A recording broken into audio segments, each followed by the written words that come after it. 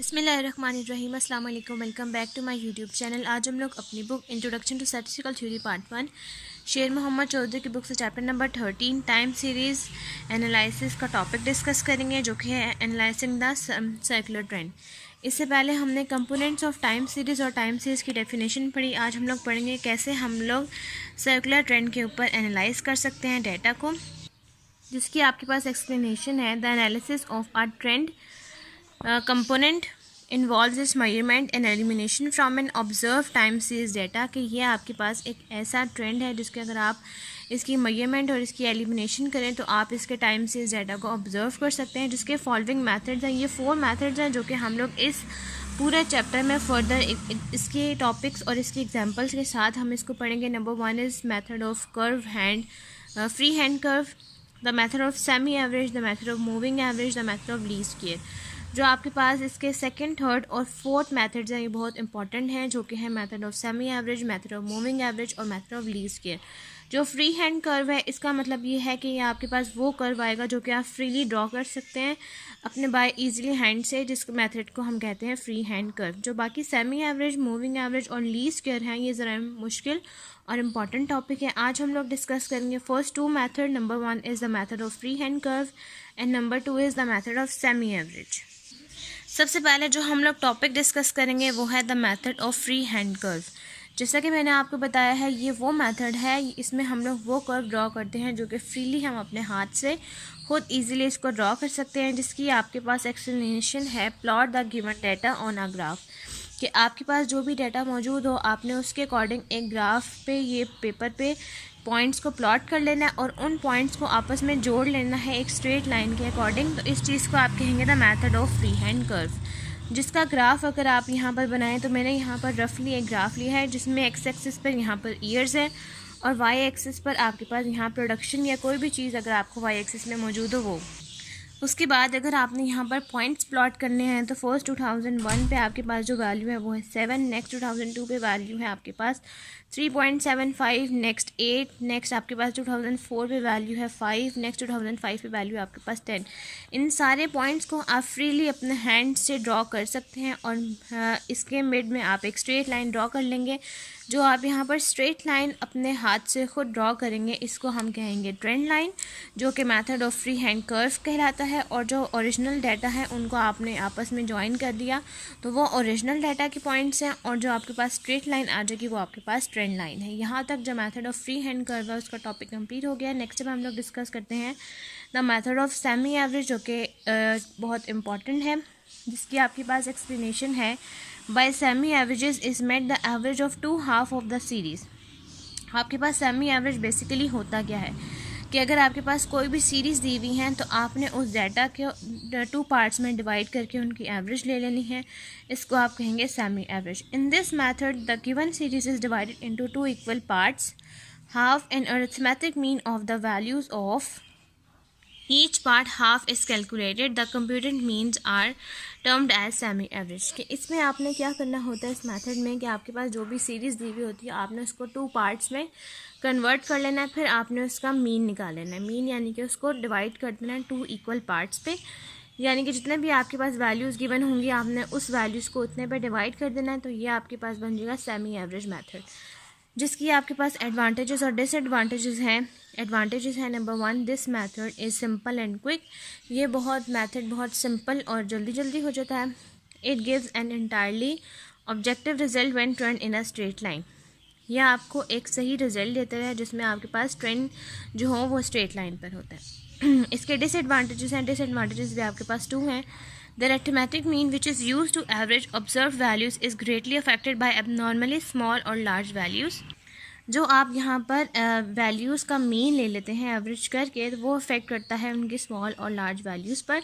Second disadvantages है, this method is only suitable. ये method आपके पास तब सूटेबल है जब आपके पास जो ट्रेंड लाइन है वो लीनियर या नियरली लीनियर हो, यानी कि वो आपके पास स्ट्रेट हो या स्ट्रेट से बिल्कुल क्लोज हो।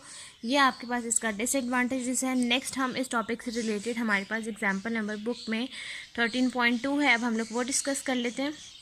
बुक की एग्जाम्पल नंबर 13.2 है पेज नंबर 481 पे, जिसकी आपके पास स्टेटमेंट है compute and insert on graph the semi average trend for the following series. क्या आपके पास एक सीरीज़ दे दी गई है, इस सीरीज़ के अकॉर्डिंग आपने सॉल्व करना है और इस सॉल्व करेंगे सेमी एवरेज ट्रेंड को और उसके अकॉर्डिंग जो वैल्यूज़ आपके पास हैं वो आप ग्राफ में ड्रॉ कर लेंगे। फर्स्ट आपके पास 2 पार्ट्स है। नंबर ए में आपके पास annual profit in thousand of rupees in a certain business दिया हुआ है, जिसमें आपके पास ईयर्स और प्रॉफिट्स हैं।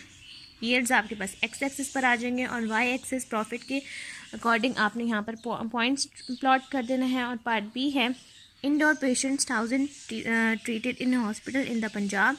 ईयर्स आपके पास दिए हुए हैं और पेशेंट्स दिए हुए हैं। सबसे पहले आपने इनका सेमी एवरेज निकाल लेना है। सेमी एवरेज के अकॉर्डिंग नेक्स्ट आपने इनके पॉइंट्स को ग्राफ पर प्लॉट कर देना है। अब हम लोग एग्जाम्पल नंबर 13.2 को स्टार्ट करते हैं और इस पूरे एग्जाम्पल को हम लोग सॉल्व कर लेते हैं। अब नेक्स्ट हमने एग्जाम्पल नंबर 13.2 का फर्स्ट ए पार्ट का सोल्यूशन स्टार्ट करना है, जिसमें आपके पास ईयर्स क्वेश्चन में ऑलरेडी मेंशन है और प्रॉफिट की वैल्यूज़ आपके पास मेंशन है। आपने 2 कॉलम्स यहाँ बना लेने हैं। Number 1 is total and number 3 semi average. ये टोटल और सेमी एवरेज क्यों निकालना है, ताकि आप इसका अरिथमेटिक मीन यानी कि 2 इक्वल पार्ट्स में इसको डिवाइड कर सकें। तो सबसे पहले आपने क्या करना है कि आपने काउंट करना है कि आपके पास यहाँ कितनी वैल्यूज़ हैं। 1 2 3 4 5 6 7 8। अब ये टोटल हमारे पास 8 वैल्यूज़ हैं। अब 8 वैल्यूज़ को हम आसानी से यहाँ पर 2 पार्ट्स में डिवाइड कर सकते हैं। फर्स्ट अगर आप यहाँ पर इसको डिवाइड करें तो फर्स्ट 4 वैल्यूज़ एक तरफ हो जाएंगी और नेक्स्ट 4 वैल्यूज़ एक तरफ हो जाएंगी। ये आपके पास हो गया इसकी पार्टीशन। अब आपने क्या करना है कि फ़र्स्ट 4 वैल्यूज़ जो हैं 85, 97, 100 और 90, मैं यहाँ लिख भी देती हूँ 85, 97, 100 और लास्ट में 90। इन चारों वैल्यूज़ को आपने ऐड कर लेना है। अगर आप इन चारों वैल्यूज़ को ऐड करते हैं तो आपके पास आंसर आ जाता है 372। नेक्स्ट अब आपने क्या करना है कि आपके पास जो नेक्स्ट वैल्यूज़ हैं 83, 105, 112 और 120। अब आपने इन चारों को ऐड करना है, जो कि मैं यहाँ मेंशन कर देती हूँ 83, 105, 112 और 120। अगर आप इन चारों वैल्यूज़ को ऐड करते हैं तो आपके पास आंसर आ जाता है 420। अब आपके पास फर्स्ट का आंसर आ गया 372 और सेकंड का आंसर आ गया 420। अब नेक्स्ट आपने निकालना है सेमी एवरेज। सेमी एवरेज अब आपने किस तरह से निकालना है, सेमी एवरेज जैसा कि मैंने आपको बताया है कि इनकी पार्टीशन और इन सारों को ऐड करने के बाद अब आपने इनका अरिथमेटिक मीन निकालना है। अरिथमेटिक मीन कैसे निकलता है, लेट्स सपोज अगर आपके पास यहाँ वैल्यू है 372 और यहाँ पर वैल्यू है 420।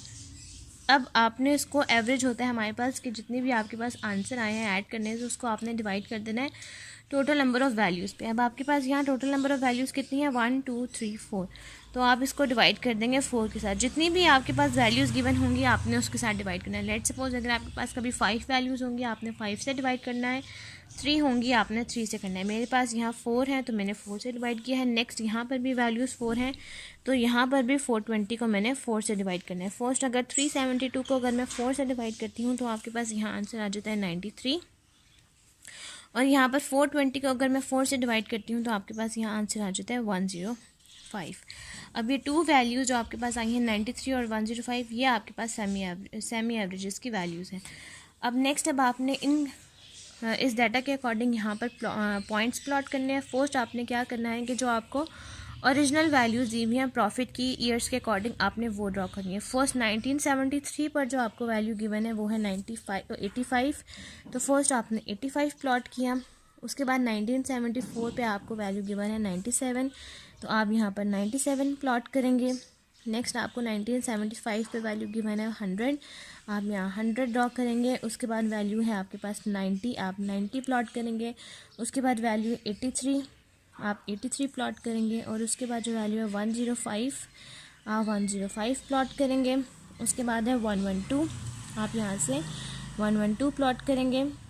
और उसके बाद जो लास्ट वैल्यू है 120, आप यहाँ से 120 ड्रॉ कर लेंगे।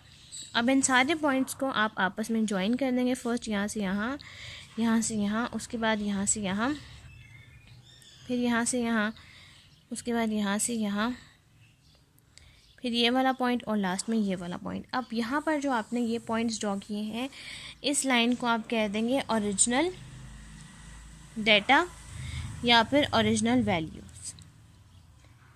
ठीक है, इसका मतलब ये है कि ये जो आपके पास ओरिजिनल क्वेश्चन में वैल्यूज़ गिवन है ये उसकी लाइन है। अब आपने सेमी एवरेज के अकॉर्डिंग जब लाइन ड्रॉ करनी है वो किस तरह से ड्रॉ करनी है। फर्स्ट आपके पास 1973 से लेकर 1976 तक का डाटा है, ठीक है, जिसमें आप 1974 और 1975 के मिड में ये पॉइंट ड्रॉ कर लेंगे जो कि है आपके पास 93। तो 93 आपके पास आ जाएगा यहाँ पर। और उसके बाद 1977 से लेकर 1980 तक की है जिसके आपका मिड वैल्यू बन रहा है 1978 से 1979, जिसके मिड में आपने जो पॉइंट ड्रॉ करना है वो है 105। तो 105 अगर आप यहाँ से ड्रॉ करते हैं तो वो आपके पास आ जाता है यहाँ। अब आपने इस पॉइंट को प्लॉट कर देना है और इस पॉइंट को आपने किस तरह से प्लॉट करना है कि इस दूसरी लाइन से आपने इसको थोड़ा सा डिफरेंट करना है। तो इसको आप बेशक डॉटेड फॉर्म में इस लाइन को आप ड्रॉ कर लें और इसको आपस में ज्वाइन कर दें। अब ये वाली लाइन आपके पास ओरिजिनल वैल्यू की थी और जो ये वाली लाइन आपने ड्रॉ की है ये आपके पास आ गई है सेमी एवरेज की। सेमी एवरेज ट्रेंड कह देंगे आप यहाँ तक, ठीक है। यहाँ तक आपके पास जो एग्जाम्पल नंबर 13.2 का पार्ट ए है वो कंप्लीट हो गया। अब हम इसका पार्ट बी सॉल्व कर लेते हैं। नेक्स्ट अब आपने सॉल्व करना है इसका पार्ट बी जिसमें आपके पास ईयर्स और पेशेंट्स मौजूद हैं। अब आपने फर्स्ट इसको वैल्यूज़ काउंट करनी है और इसको डिवाइड कर देना है 2 पार्ट्स में। फर्स्ट अगर आप इसकी वैल्यूज़ को काउंट करते हैं तो इसके पास इसकी वैल्यूज़ है 1 2 3 4 5 6 7 8 9। यहाँ पर 9 वैल्यूज़ मौजूद हैं। पिछले वाले पार्ट में आपके पास 8 वैल्यूज़ मौजूद थी तो उसको हमने ईजिली इंटरसेक्ट कर लिया। अब यहाँ पर से आपने कैसे डिवाइड करना है, यहाँ पर भी अब आप क्या करेंगे, यहाँ पर फर्स्ट 4 वैल्यूज़ एक तरफ और फर्स्ट 4 वैल्यू एक तरफ, और जो मिड की वैल्यू है उसको आप यहाँ पर छोड़ देंगे, उसको आप सॉल्व नहीं करेंगे। अगर आप फर्स्ट 4 वैल्यूज़ को यहाँ पर ऐड करते हैं जो कि है 276, 270, 260 और 286, तो आपके पास यहाँ पर जो इसका आंसर आ जाता है वो है 1092। और यहाँ पर 321 से लेकर 346 तक अगर आप वैल्यूज़ को ऐड करते हैं 321, 351, 348 और 346, तो आपके पास यहाँ पर जो इसका आंसर आता है वो है 1366। अब यहाँ पर आपने उसी तरह से सेमी एवरेज निकालना है। यहाँ पर आपके पास मौजूद है उसी तरह से 4 वैल्यूज़, तो आपने 1092 को डिवाइड करना है 4 के साथ और यहाँ पर 1366 को डिवाइड करना है 4 के साथ। तो आपके पास सेमी एवरेज जिसके 2 आंसर्स आ जाएंगे। तो आपके पास जो यहाँ पर आंसर आए हैं, फर्स्ट का आ गया है 273 और सेकंड का आ गया 341.5। अब नेक्स्ट जब आपने इसका ग्राफ ड्रॉ करना है, ग्राफ में आपके पास जो है एक्स एक्सिस पर यहाँ पर आपके पास ईयर्स मौजूद हैं जो कि है 1967 से लेकर 1975 तक, और वाई एक्सिस पर आपने पेशेंट्स के अकॉर्डिंग आपने यहाँ पर पॉइंट्स प्लॉट कर लिए। फर्स्ट आपने 1967 के अकॉर्डिंग वैल्यू जो ओरिजिनल वैल्यूज़ हैं आपने वो ड्रॉ कर लेनी है। तो फर्स्ट आपके पास जो वैल्यू है वो है 267, तो 267 आपके पास वैल्यू यहाँ पर आ जाएगी। आप ये पॉइंट प्लॉट कर लेंगे। नेक्स्ट है आपके पास 1968 पे 270। इस तरह से आपने सारी वैल्यूज़ को प्लॉट कर लेना है। अब मैं पूरा ये प्लॉट करके फिर आपको दिखाती हूँ। अब यहाँ पर ओरिजिनल वैल्यूज़ जो हैं उसके सारे पॉइंट्स प्लॉट करके मैंने यहाँ पर ड्रॉ कर दिया और यहाँ पर लिख दिया ओरिजिनल वैल्यूज़। और उसके बाद सेमी एवरेज की वैल्यू है 273 और 341.5। अब 273 पे जो इसका मिड ईयर बन रहा है वो है 1968 और 1969। 1968 और 1969 के मिड में जो वैल्यू है 273 उसका पॉइंट प्लॉट कर लिया। और उसके बाद जो 1971 है वो ईयर आप छोड़ देंगे। और उसके बाद 1972 से 1975 के मिड में आपके पास जो वैल्यू बन रही है वो बन रही है आपके पास यहाँ पर 341.5। तो 341.5 आपने यहाँ पर प्लॉट कर ली और इन दोनों पॉइंट्स को आपने आपस में ज्वाइन कर दिया with the dotted dashes line, जिसको आप कह देंगे सेमी एवरेज ट्रेंड। इस डॉटेड लाइन को कह देंगे सेमी एवरेज ट्रेंड और जो आपके पास ओरिजिनल वैल्यूज़ है उसको कह देंगे ओरिजिनल वैल्यूज़। यहाँ तक जो सेमी एवरेज का मेथड है वो कंप्लीट हो गया था, मेथड ऑफ सेमी एवरेज, और इससे रिलेटेड एग्जाम्पल नंबर 13.2। नेक्स्ट के टॉपिक में हम लोग डिस्कस करेंगे मेथड ऑफ मूविंग एवरेज। आज की वीडियो यहीं तक कंप्लीट होगी। अगर आपको मेरी आज की वीडियो अच्छी लगे तो मेरी वीडियो को लाइक करें, शेयर करें, मेरे चैनल को सब्सक्राइब करें और साथ में बने बेल आइकन को भी प्रेस कर दें ताकि आपको मेरे आने वाली वीडियोज़ की नोटिफिकेशन सबसे पहले मिलती रहे। आज की वीडियो के लिए थैंक यू। अल्लाह हाफिज़।